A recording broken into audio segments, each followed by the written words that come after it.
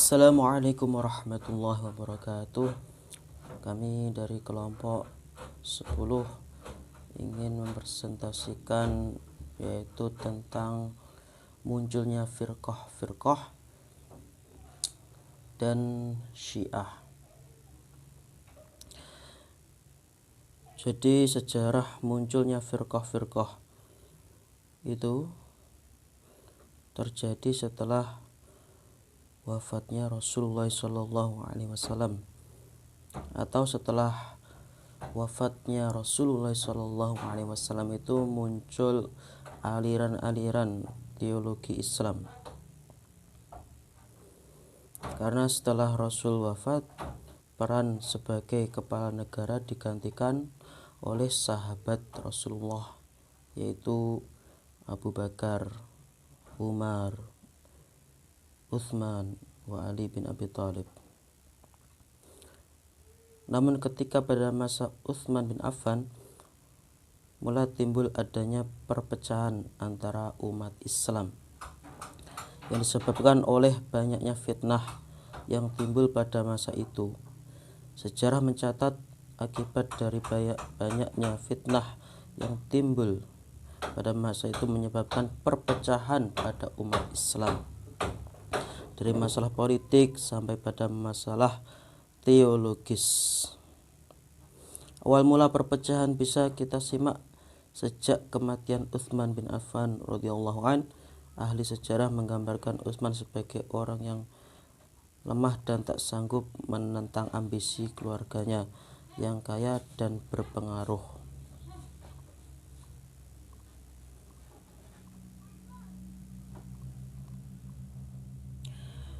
Pengertian dan latar belakang munculnya Syiah. Syiah dari segi lughat, kata Syiah berarti golongan, sahabat atau pengikut. Sedangkan secara istilah yang dimaksud Syiah adalah suatu jamaah atau golongan yang menganut suatu faham atau pendirian bahwa khalifah atau iman itu bukanlah suatu masalah yang boleh dipandang sebagai suatu kemaslahatan umum yang dapat diserahkan kepada umat untuk memilih dan menentukan orang yang berhak menjadi khalifah atau iman sesudah Nabi meninggal dunia. Dari situ Syiah adalah suatu firqah Islam yang meyakini bahwa Sayyidina Ali dan keturunannya adalah orang-orang yang paling berhak menjadi khalifah. Dan karena itu mereka menganggap atau memandang Khalifah Abu Bakar, kemudian Utsman, Umar itu tidak sah karena merampas hak orang lain yang telah digariskan oleh Nabi Muhammad SAW.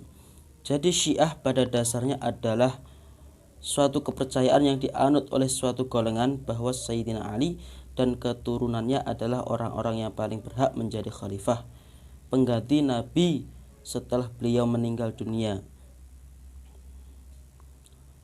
Sedangkan yang selainnya tidak layak menjadi pengganti Nabi dan karenanya tidak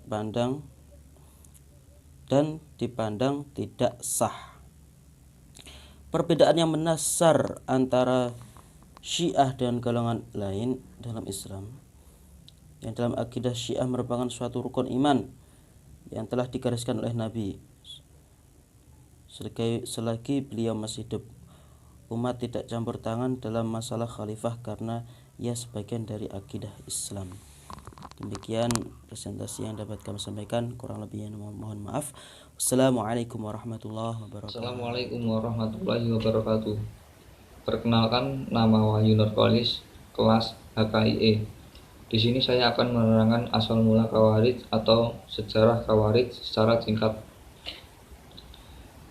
Khawarij awalnya dari seorang yang bernama Zul Huwaisirah dari Bani Tamim.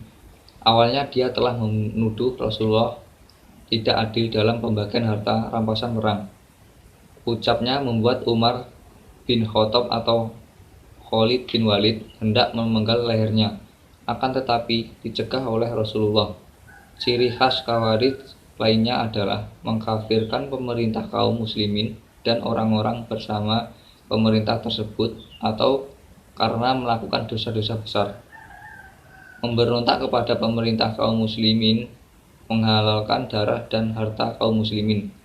Dalam riwayat lain disebutkan, sesungguhnya akan lahir dari orang ini suatu kaum yang membaca Al-Quran tetapi tidak sampai melewati kerongkongannya.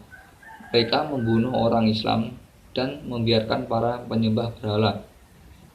Mereka terlepas dari Islam sebagaimana anak panah yang terlepas dari busurnya.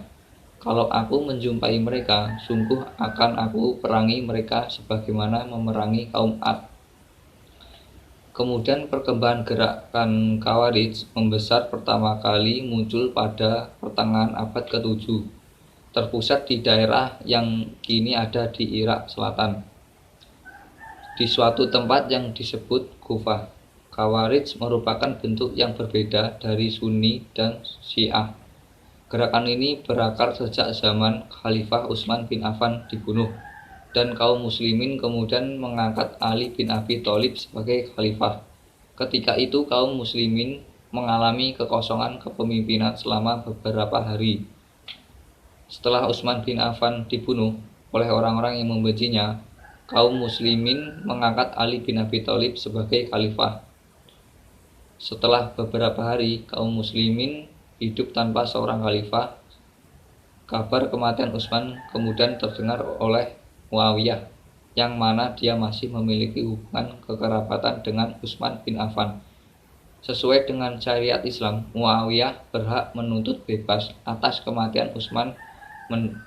Mendengar berita ini, orang Khawarij pun ketakutan, kemudian menyusup ke pasukan Ali bin Abi Thalib.